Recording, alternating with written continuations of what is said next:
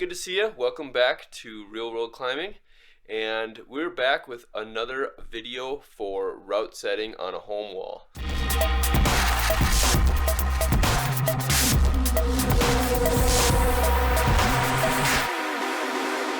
So this video is going to be like an update or a continuation of a concept that you may have seen in a previous video.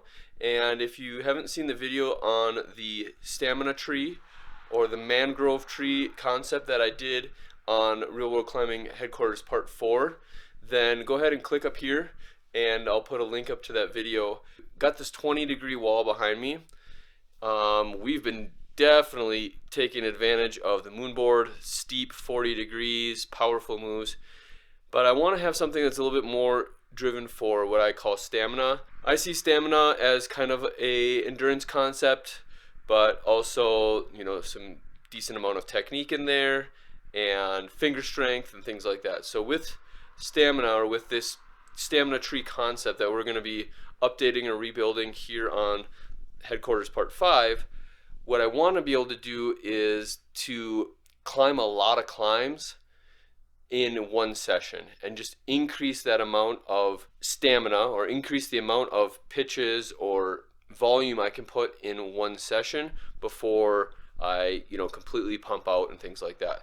So it's a little bit different than power endurance. Like, it's different than running 4x4s and things like that, where you're trying to balloon up and pump up within, that short 1 to 2 to 3 minute time frame. I see the stamina as avoiding the final pump, the crippling pump at the end of the day, and pushing that out further and further with this kind of medium form of endurance. So just as form of a quick review, I'm just going to kind of outline what that tree concept is.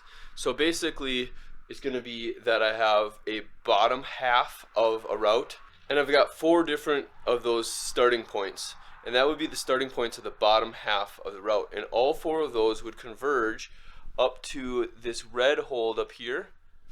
Let's see if I can get my point going.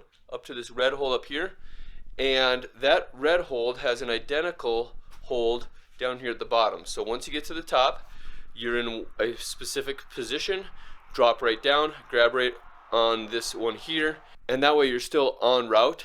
And then you would take from here and branch off and finish multiple branches. So another cool feature that I think makes this a little bit fun is how I mark the routes. And so I mark the routes on the bottom half, ace, king, queen, and jack. And then I mark the routes that for the top halves that finish as the different suits: spades, hearts, diamonds, and clubs. And then I just have an old deck of cards with just those face cards pulled out, and I can shuffle it, I can randomly pick one, and that combination is what I end up climbing. So what I've done before we got here is I've chosen some good starting holds. So I've got that red one there that I intend to be a starting hold, this gray one, this red one with a couple pockets on it, and then this crimp combo over here. Those are my bottom halves. And then my top halves, I have a finishing hold there, a finishing hold up there, that blue one that's hard to see, this letter K here, and then also these crimps right here. So what I have left to do, and what I'm going to have you guys join me for, is just filling in a handful of those. And really what this ends up being is a route setting session, and I'm not trying to set these climbs too hard. I want to have some variety in the hold types as well as the movement types, but I don't want them to be, I don't really want any parts of these routes to be stopper moves. I'm going to try to not have any low percentage moves and things that I'm going to just fall off because it's a low percentage move, but rather I want to, try to see how many of these I can do. So it's definitely going to be below like a project rating. It's going to be more in the on-site kind of grade, and that way it'll already be at the right level for me to just do a bunch of climbs and still be able to stay on the wall. And then one other thing I've added in here to make the routes a little bit longer if I want to, instead of having them only be 2 heights, the ace of spades as an example, is I had the concept of a coin flip built into the middle. I'm going to have a couple of routes, a heads route and a tails route, that both start and finish on this shared hold.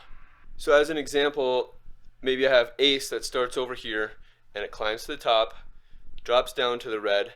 Then I could have a heads route or a tails route where you just climb from there, climb back to the red one, drop down again, and then finish off with your spades or whatever. So that's one way to make it a little bit longer, and then you'd have, you know, more combinations because you'd have your 16 regular combinations plus, you know, the heads and tails variety built into the middle. So we're going to go ahead and jump in and start some of the route setting here.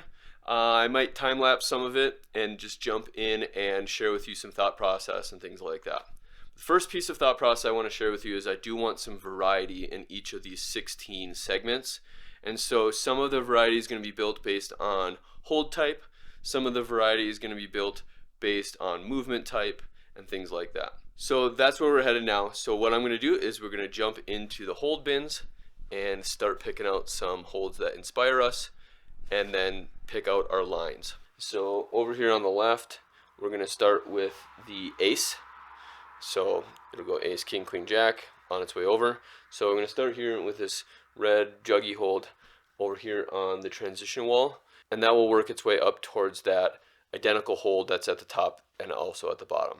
So let's pick out some holds that will be good for maybe movement type on this one. This one starts the furthest left and it comes the furthest right, so it's going to be this nice big arcing.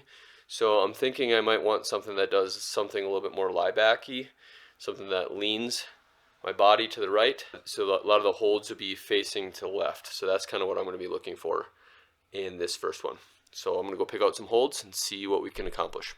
So I kind of first picked out the direction and kind of the movement that I felt like I wanted, and then I went and selected a bunch of holds that I think might work in there. So we're going to try and throw them up there and just kind of see how it feels.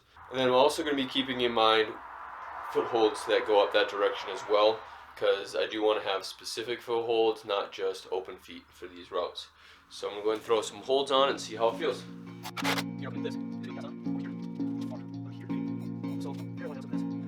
So maybe this red one here, I'm going to give a try there. On the side of this here, I have this screw-on hold. It's a nice little side edge there. So I'm going to come there, and then probably put a foot over here, and that will go all the way up to the red up there. And that, once I figure out the feet, should be the ace route. And we'll tweak it if we need to. We're going to definitely try it with climbing shoes and things like that. There are times when I'm doing route setting where I'm really thinking too much maybe and not putting enough holds on. I'm trying to make it perfect the first time, and I'm trying to not do that here. I'm trying to be a little bit more conceptual, try things try certain holds and certain orientations, but then if it's too easy, then I'll adjust it by maybe turning holds or swapping out a hold for a smaller hold. If it's too hard, I can do the same thing. I can swap out a hold or move it closer, change the orientation slightly, change a foothold, things like that. And so my goal with the route setting on these is to just generally have flow and then fine-tune the difficulty with the holds, the orientation or the size or distance of the holds and things like that. So I'm going to work out where I want some feet. I'm going to try this route with some shoes on and just see where I think feet make sense, and I might throw a couple footholds on or use some existing footholds that are already on the wall, and then we'll see if we've got our first of 16 sections.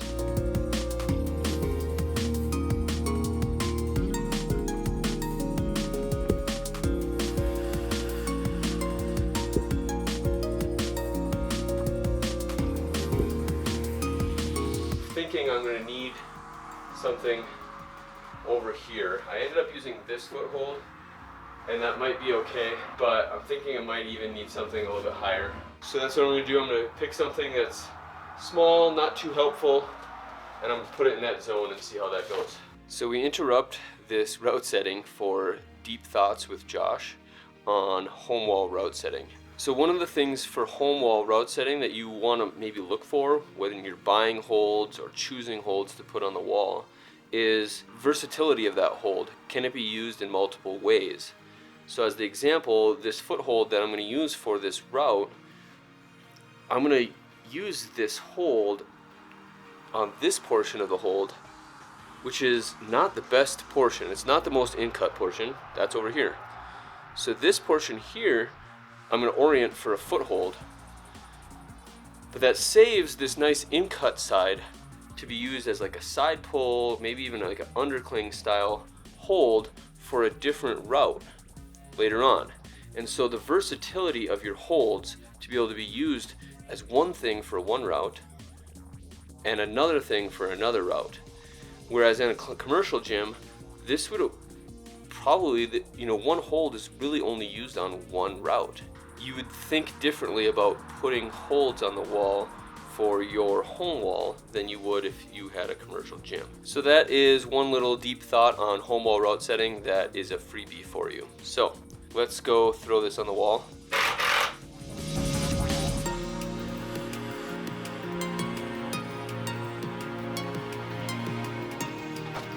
So I think that's pretty good. It's not too hard.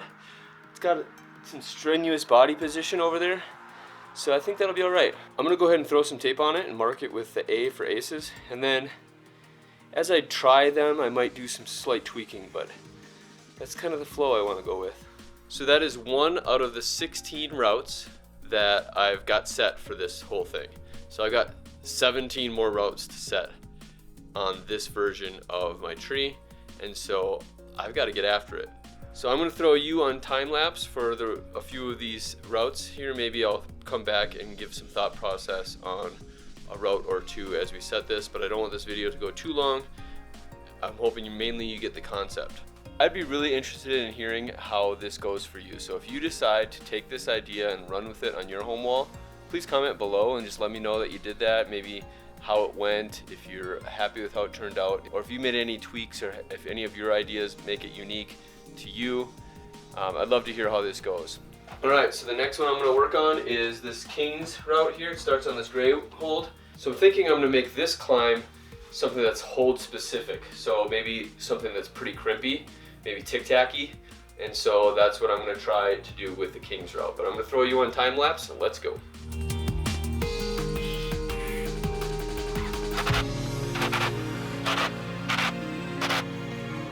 Alright, so I threw those up here pretty quick. Let's see how it goes. And we're going to feel out the footholds too.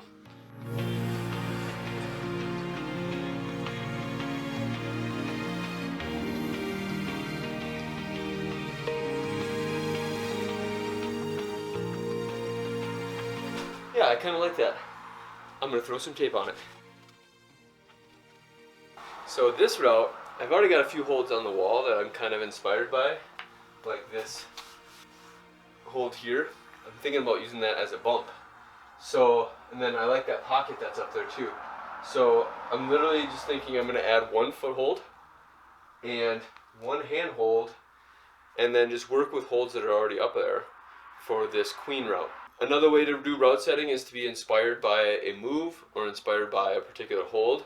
And in this case, I'm kind of inspired by the move of this start here, being like a really good undercling that pulls really high. And then to do that precisely with a pocket, I think would be fun. So I picked out this pocket hold.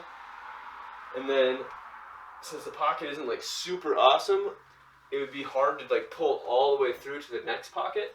So I'm going to put a foothold down over here that'll allow me to use this pocket here to come out right to this not very good hold, but that'll allow me to readjust my feet enough to bump to another pocket. And then I think I'm going to use that rail up there that's already up on the side to the finish. So I don't think I need much else other than these two holds. So that's what I'm going to try. Starting with the foothold in like the bad orientation, the slopier orientation, and then if it's too hard, then I can flip it to the more in-cut orientation. Just to play off of our point from before about holds that can be used for multiple things. This is one of my favorite holds. It's from Revolution, which is like Pusher, Revolution, owned by the same company. I'm not sure exactly how that relationship works, but so great pocket with like lots of different depths depending on how you orient it. But it's also got this like little crimp edge there.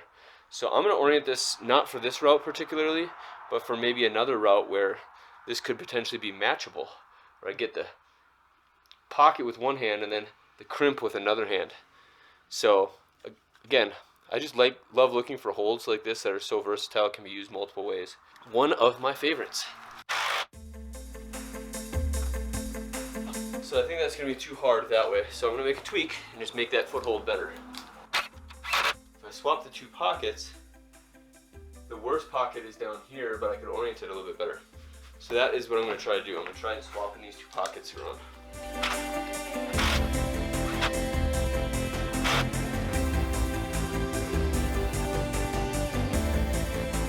So the last thing I need to consider is a foothold, something that is really not usable by hand. Right in this vicinity. It's a little bit too high and a little bit too bad. So maybe a foothold there.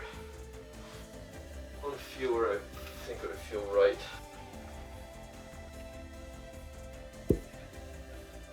Yeah. So this foothold here, I don't think would be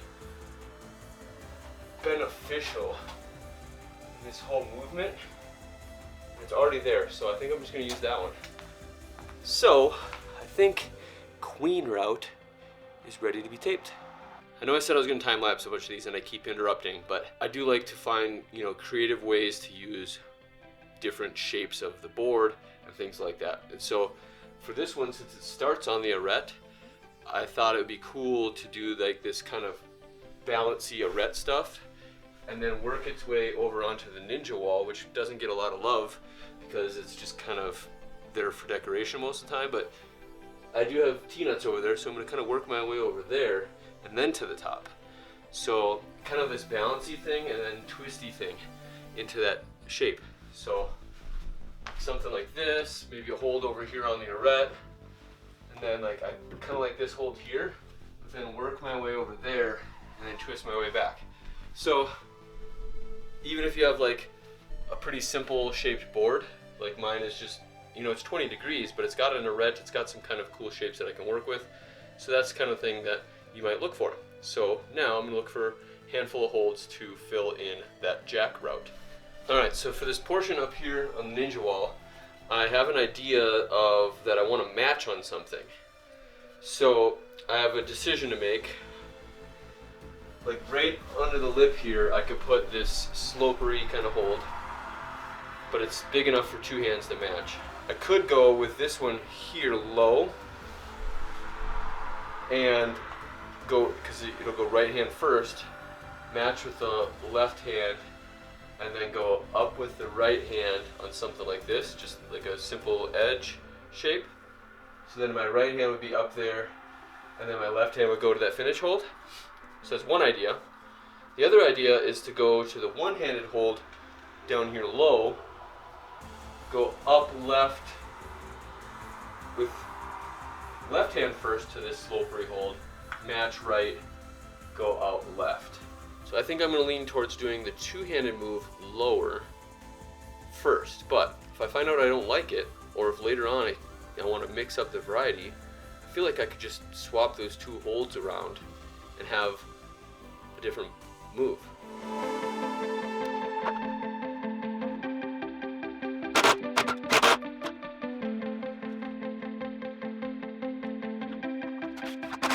So I feel like moving them both closer to the crease keeps my feet underneath me better.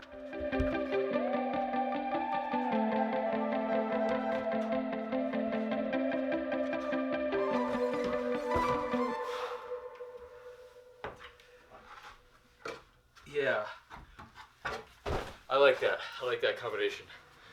So I think that one is ready for tape. So that gives me the bottoms, ace, king, queen, jack. So now I'm going to shift gears. We're going to start from this hold and branch out 4 different directions to have 4 different finish holds.